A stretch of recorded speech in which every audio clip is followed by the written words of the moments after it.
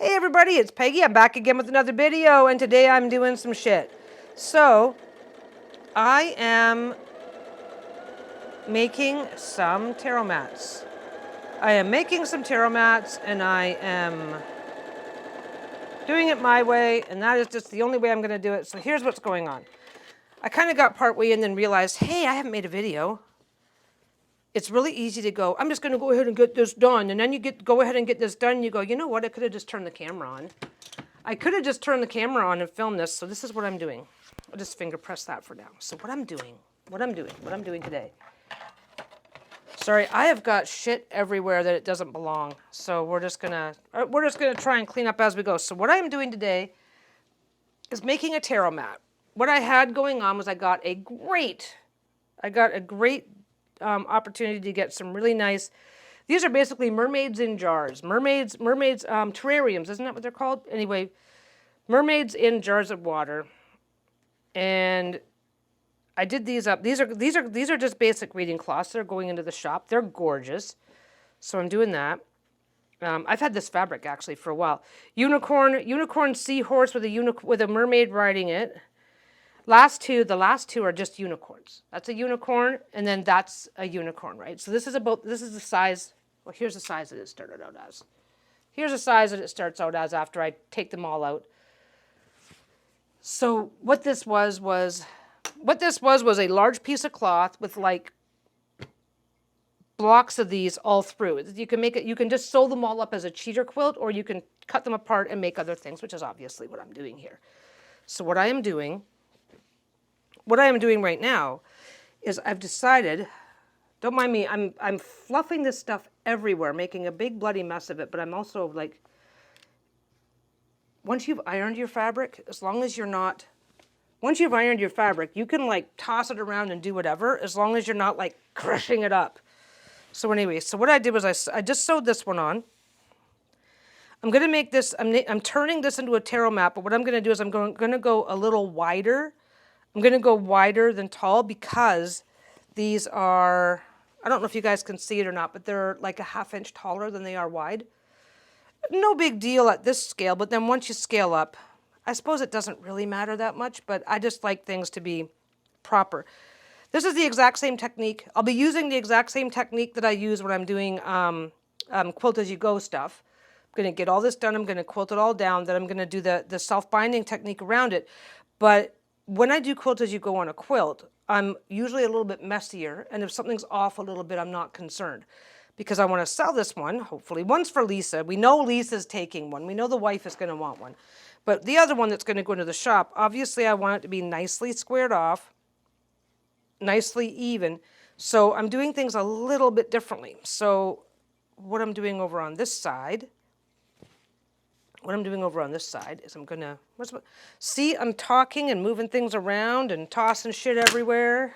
Okay, I'm just going to do that. So I'm just evening this up like I did on the other side. And there's a bit of a cheat that I'm going to absolutely take advantage of. So we're going to do that. I'm just going a ½ inch over. One thing, the edging here, the edges here, this is the edge. These were extra pieces. The blocks were all here, and then this was an extra piece all the way around that you can use for binding or for whatever you want. I've got nothing that uses a piece of fabric this narrow, so that's why I'm using it over there. Plus, it matches perfectly with the fabric. So what I'm doing is I'm just taking about a ½ inch off. I'm going to use this piece. I'm going to leave part of the selvage on. My gosh, I'm distracted and can't talk. I'm leaving part of the selvage on because it's white. So when it gets folded, it's white, so that when it gets folded over, you're not going to see it. If I trim this off and then fold it, I'm going to be coming in and taking off part of the flowers, and I don't want to do that. So that goes there. That goes there. That just lines up as best it can there. You don't have to swing back. You do not have to come back and pin. You can pin, obviously.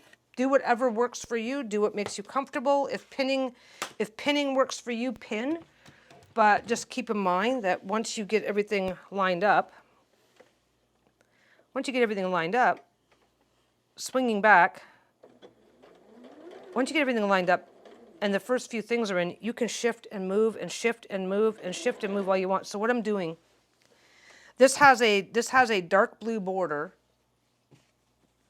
This has a dark blue border just before it goes off back into the same pattern that's on the edge of the flower strips. So I'm just sewing just exactly on the inside of the dark blue border because I don't want that there. And I get to cheat. Because it's a straight line, so I'm just following it. Making sure my stitches stay just inside of it, and everything's fine. Don't forget, just because your sewing machine works like a gas pedal doesn't mean it has to be to the floor.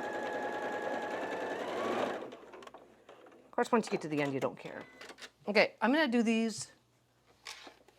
Let me just bring this around. Back to the vertigo, kids. Let me turn an extra light on. There's a little extra light. I don't know if it's helpful or not. Okay, so that's fine. Now, this is still a mess. It's still a mess, right? This is still there. That basically, I'm going to trim everything off like that. And it's basically going to be let me get this up a little higher. I still have decisions to make as I go. This is the joy of just doing shit for your own amusement and for your own thing. Let's see if I can bring this in a little bit better. Okay, I can bring it in like this.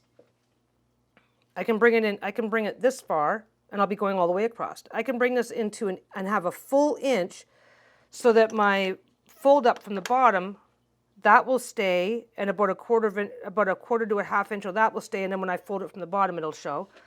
So I can do that. I can have it, I have enough for a full inch at the top as well. So I can go 1 inch, bring this out to the edge, bring this out as close as possible to the edge, measure it. That is 2 3/4 inches. Can I do the same on this side? Yes, I can. Trim, trim, trim. It'll be a little taller. It'll still be rectangular. Or I can come in, I can take all of that off, but then when I fold my fabric up, like I said, I'll be folding my it doesn't matter what you use to bind, you're going to have at least 1/4 to a half inch coming up along the top, right? So I could be doing that, and I don't necessarily want to screw with that. It's really disconcerting. It's disconcerting. That's the fancy big word for the day, because my best choice is to make sure that I leave that there. This is a 1/4 inch of just a band of solid color. My best bet is to, at the very least, leave that 1/4 inch band of solid color, because I know that that's going to be fully covered with the binding. And then I get a tiny bit of extra height, and I don't lose any of that space between this and the bottom, which I don't want to lose. So I also know I don't have to make a decision in 4 seconds. I do also know that I have to go cut. I've got to cut the batting. I've got 2 kinds of batting. I've got proper quilt batting, which will have to be quilted no matter what. I've also got flannelette, which basically is diaper flannel, that makes an amazing batting. And because it's a fabric all by itself, I don't have to quilt it at all. I'm definitely going to quilt it. I've already decided I'm going to do free motion. I'm going to go around the outside of this at the very least and trace that. So like I said, today is you guys are just hanging out with me while I babble my way through this process and decide what I'm going to do here. So I'm going to go iron this. And I'm going to come back and iron. I'm going to come back and do the other one. I might as well have them both going at the same time.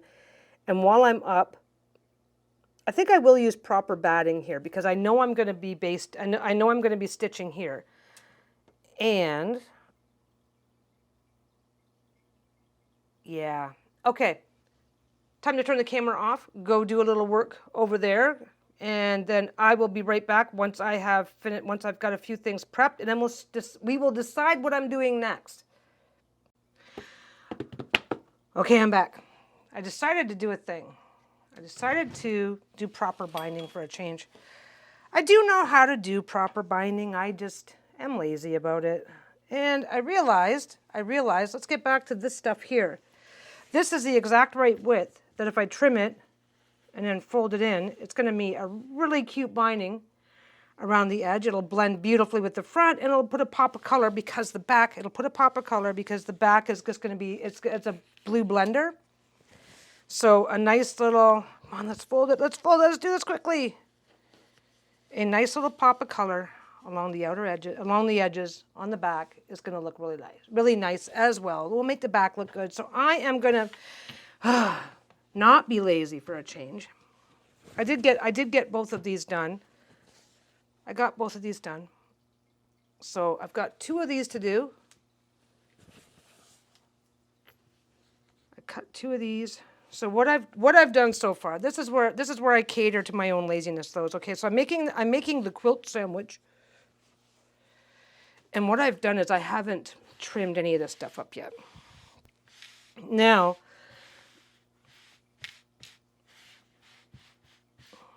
I am going to pin everything in place. I got a nice little pile of pins here. I'm going to pin everything in place. So what I'm going to do is I'm going to trace this, and then I'm going to do these with some nice little swirlies. I'm also going to do a little bit of light through here and the top as well. Not 100% sure yet whether I'm going to try and maximize my height or whether I'm going to go minimal. And as much as they say don't go too close to the edges, but it won't really hurt anything, especially in a project this small in the long run. So I'm going to put a couple of pins through here.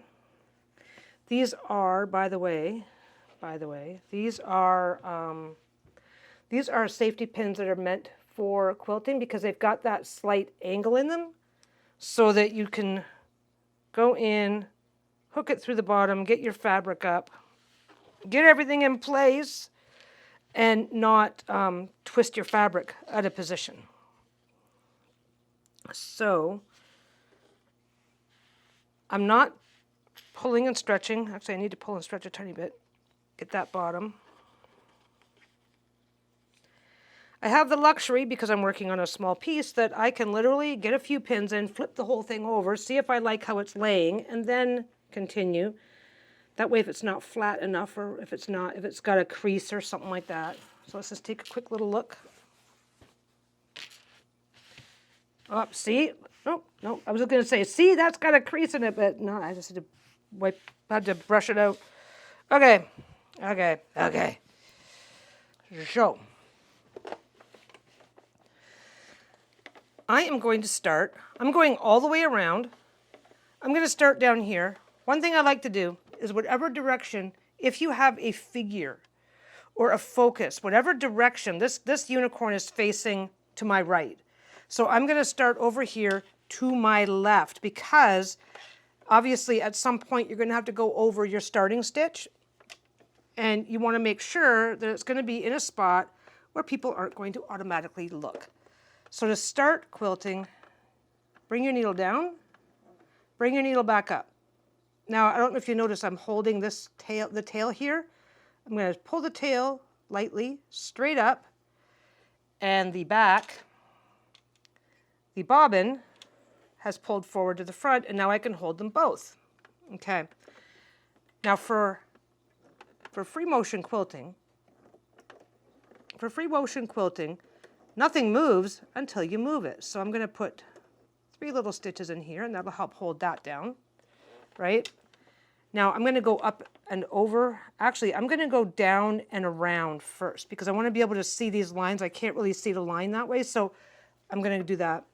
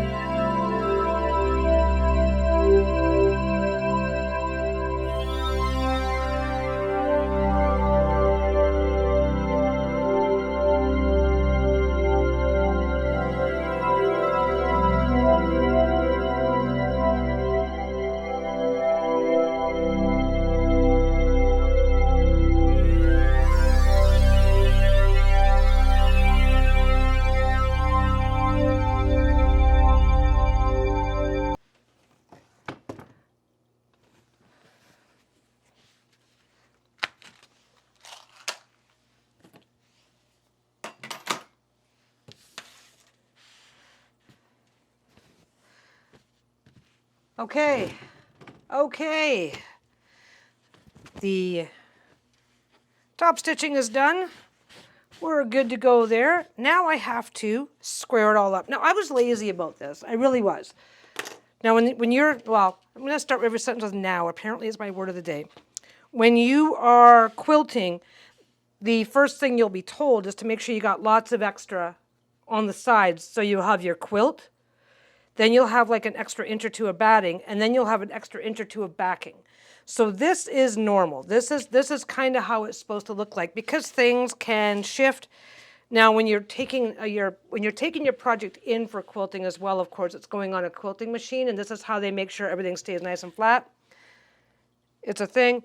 When you're quilting at home, you're still going to come back and you're going to square everything up. You're going to double check, make sure everything is the dimensions that you want it to be. Obviously, I want this to be a minimum of 12 by 12, and I'm going to, oh no, I'm not getting 12 by 12. I decided, I'm looking at a rectangle going, I want it to be 12 by 12. So what you're going to do is you're going to go get your biggest ruler. You're not going to get your biggest ruler. If you're doing this by hand and don't have the big schmancy rulers, because not everybody does, if you're not doing it with the big schmancy rulers, then what you're going to do is you're going to start from your center. You're going to go, how big is this from the center? But you want to make sure you know approximately where your center is. Take a pencil, do a thing, mark it in any way that makes sense to you. Don't forget, okay, mark it in any way that makes sense to you, but I will say that the chalk pencils just brush right off, whereas if you use the heat erase, you're going to have to iron it or maybe even run it through the wash. You can also use a regular pencil. I've got the big schmancy ruler. I can find my center point just by going like that. It's like 1, 2, 3, 1, 2, 3. So the center point is right about here. I use the edges of the snow globe here. I use the edges as the mark, and then made sure that I had equal amounts on either side. So I have enough for this to be, let me just move it over here, go 5 to 11. That's about right. Okay. 5 to 11, 1, 2, 3, 4, 5. Before I get to the approximate edge, 1, 2, 3, 4, 5. So I'm going to go 4.5 out from each side. I hope that's making sense. Wherever it is that you figure out your center is, okay, you don't want to go, I want this to be 12 by 12, because if you start over here, you're cutting off this entire piece. Obviously, you want to be from the center. Always measure, always figure out approximately where your center is, and when your piece is all messed up like this, you're going to have to figure out something that seems reasonable as a center. I can also go from the edges of the interior and have that as my center. So I can go, okay, I can ignore this. I want 3 inches on either side of this edge. Okay, 3 inches, there you go, and you're done. I can go 3 inches. Just make sure before you cut that you double check. So let's get a smaller ruler out here. That ruler just decided to escape. So if I say I want to go 3 inches, then before I cut, I'm going to go, okay, I can get at least 3 inches.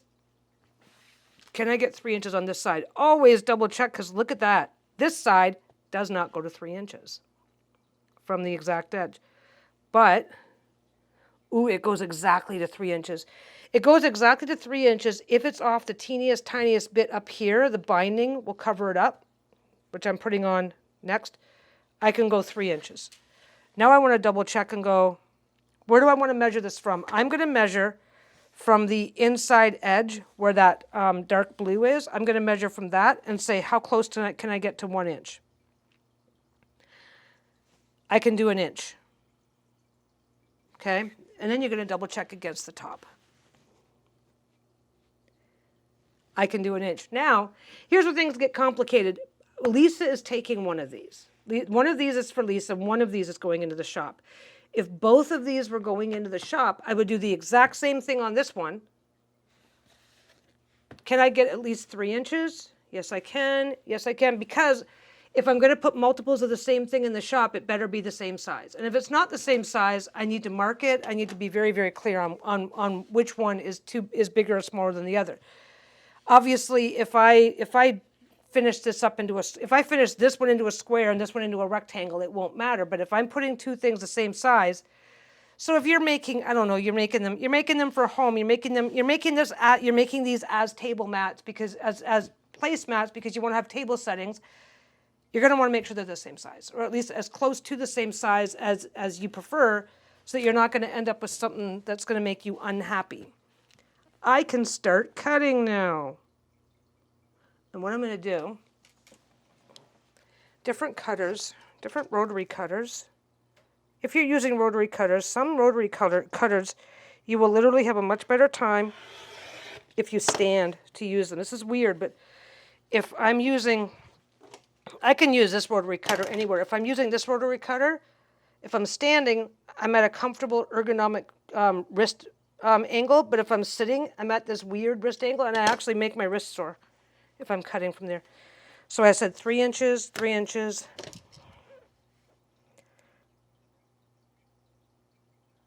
I still have to make the binding. That's fine. So let's double check. Let's stop and double check. Look, okay, this one's fine. This one's barely not big enough. Barely, but I already know that the binding is going to be wide enough to go through it, to go over it. Now I'm going to go 1 inch. But don't forget, I got to go all the way to the edge. So I'm going to very carefully, I'm lining up my 1 inch at that line where the light blue and the dark blue meet.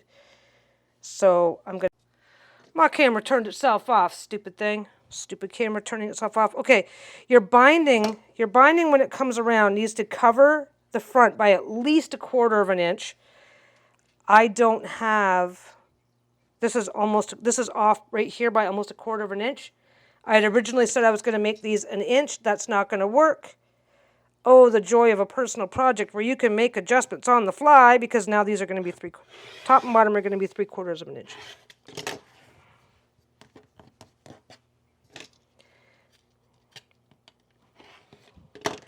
Sometimes when you're cutting, you can almost feel, I don't know how to describe this. Sometimes when you're cutting, you'll feel if the cutter's not going through something properly.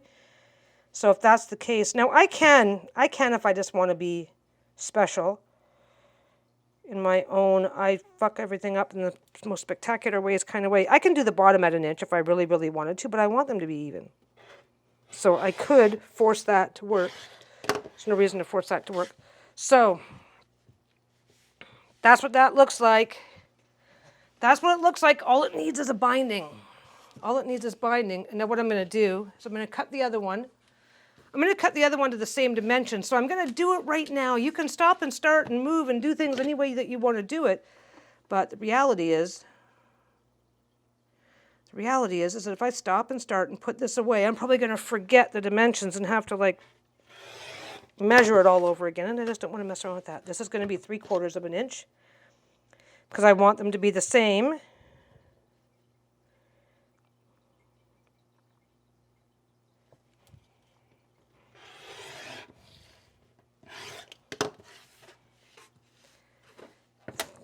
Three inches.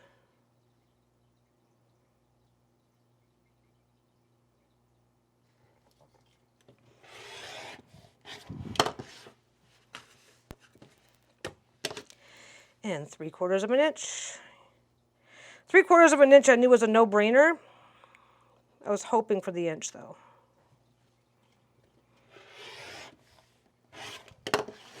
There we go. So I've got 2 of these. Good to go there. 2 of those. Okay. Now I have to pick through my pile. This is, oh, I saw you trying to escape. Silly ruler. Okay, what are we doing? These ones here are thicker pieces, or wider pieces, sorry. So I'm definitely saving those. Going into the scrap pile. Everything else has either already been quilted down onto something. Oh good, I can put it over on that pile. Everything else has either already been quilted down to something or just isn't wide enough. So the rest of it has to go. Scrap is a fact of life. Scrap that you cannot salvage into other projects is a fact of life. So don't let it worry you too much when it happens, because it will happen. It's just the fact of life. You know what else you can use those for? If you're working on any projects, I took it out, now I can't find it. Where'd it go? If you're working on any projects where you are making like little stuffed animals for kids or stuff like that, I had 2 of these. Where'd it go? No! 1, 2. I need more than that. Oh, I may be doing a solid. Where'd the other piece go?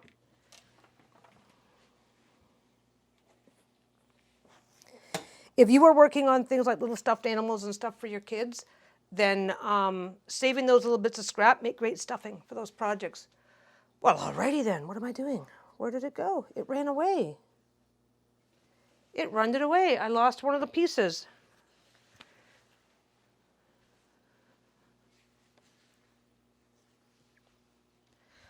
Lost a piece. I know I had 4 of them. 1, 2.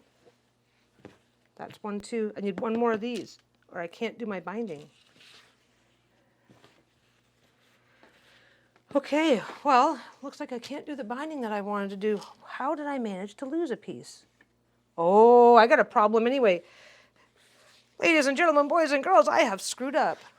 Okay, I haven't screwed up. I haven't screwed up. That's the joy of having your own stockpile of fabric. Okay, what I've got going on here is I just realized I only have enough of this to do 1. Because I have to go 1, 2, 3, 4, and then I won't have enough for the second one. I can do 1 of each. I think I'm just going to make life easier for myself, and I'm going to go find a different, I think I'm going to go get a basic color. I can definitely use these pieces in, I've got a quilt project coming up, so I can definitely use these pieces, but I just realized because I made it rectangular, these pieces are now no longer big enough for this. Because I should have either done it, I should have either made it the binding or made it the surround and not tried to do both. That was my mistake. Okay, guys. So, I just went and made a shit ton of bias so I could finish these, do the edging. So,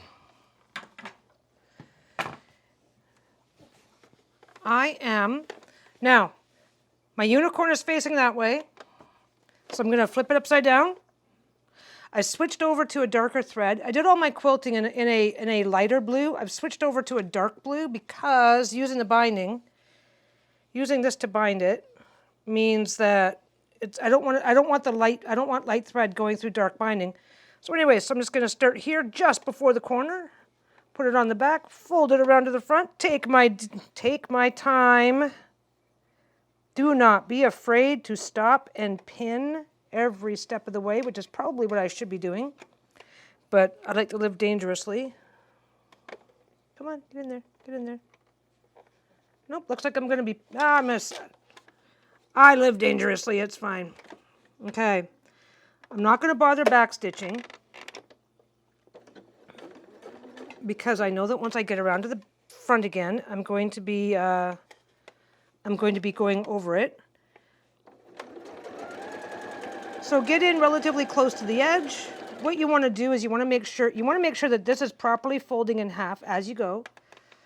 Now, I got to do this right. It's been a while since I've had to do I should have done that when I got close. I should have done that from closer.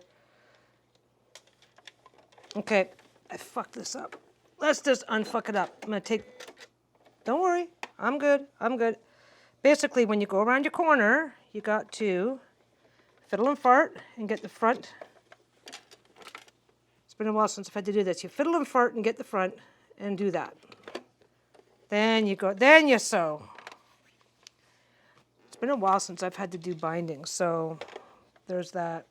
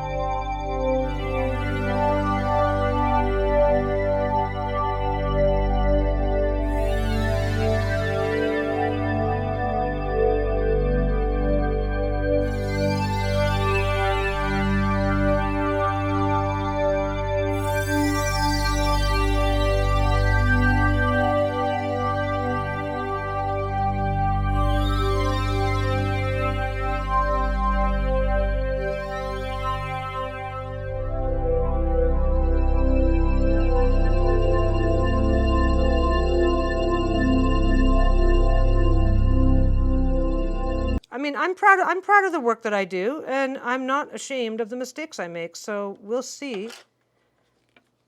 We'll see where we're sitting on this, and we'll go from there. Because I know I can fix it. It's just a matter of how am I going to fix it. Let's get some of these loose threads out. There's another one right there. That's the original stitching, and that's the original stitching. Let's see where we are. Let's get actual pins out. I will have to be careful. I will have to be careful on this. Let's make sure there's nothing else to take care of while I'm at it. Everything else looks fine. Okay, so we're going to get into there. Yep, there's the bubble right there. Okay, this has to come out. This is what happened. This all came up. This all came up. My fabric is actually down here, and it just came up at an angle and got itself all fucked up. This is one of the reasons why I decided that I was going to teach myself how to use pins and clips as little as possible, because sometimes, in spite of your best efforts, take the time to do the thing, take the time to do it right, take the time to put in the extra effort, still fucks up. So, like I said, this is an exercise not in what went wrong, but how am I going to fix it? I am double and triple checking all the things. That's just sticking to my... It's funny, that is sticking to my skin, but my hands are so dry I have to wear gloves. It's like, that's weird. Why are my forearms sweating, but my hands are killing me? Anyway. Let us... That doesn't want to go down to the right angle. Let's make it go down to the right angle. Let's do that. Let's get over here. There we go. Got it. So I'm still going to get a nice corner here. But what I'm going to do, hold that carefully. I'm still going to get a good square corner, but I'm going to lose some of my mitering here at the edges. So we'll see how that goes.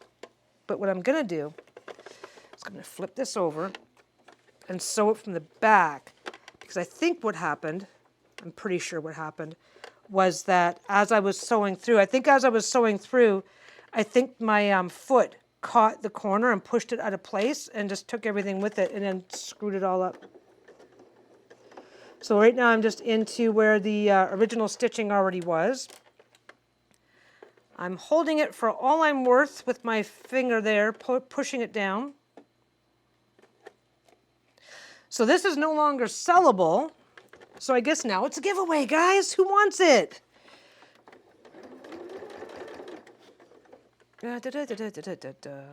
Now,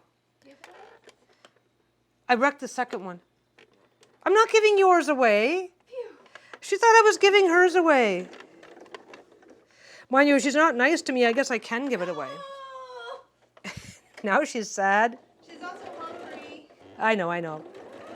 I screwed up. When I do my mitering, I do it in the opposite direction that you're really supposed to be doing it, and something pushed out of place. Oh. And this was the one that I pinned. I clipped everything into place. And it's like, oh yeah, now that it's all clipped in place, this is awesome. Oh shit, now it's no good. Yeah. Oh, back up. There we go. Yeah, ask my wife, this is not my first rodeo with, I'm going to make a thing. Oh, I can't use it. Okay. I'm not going to sell it. This is the wrong kind of repair. Yeah, I'm not going to sell it because I also have to come back at it from the front and get that little corner back tacked down too. Why are you not moving? See? No, come up higher. Doop. Going uphill off that corner. There we go. I mean, I've got 3 different lights on this. Nobody's actually gonna see the repair, but this is just my personal thing going. I'm not that broke. I'm not so broke that I have to inflict this on somebody. Okay, here we go. This is the second one. There it is. And it's all done. And now it's a giveaway. So if you would like to win this, just put unicorn in the comments. And good luck to you. I'll announce the winner in the next few days. I guess, what's today? I don't know what today is because I'm not sure when I'm going to put this up. But I will announce the winner of this 2 weeks from the date that the video goes up. So we will do that. This is now a giveaway. Like I said, that was too much of a repair in the corner. It's still beautiful, but I just can't bring myself to ask for money. So I'm just going to send it to somebody. Unicorn in the comments if you would like to win this, and we will do the draw 2 weeks from the date that the video goes up, and I will announce the winner in the community tab. So good luck to you, and have a great day. I'm going to get going. The wife is hungry, so am I, so it's time for us to go eat. Thanks for hanging out with me, though. It's been fun. Bye.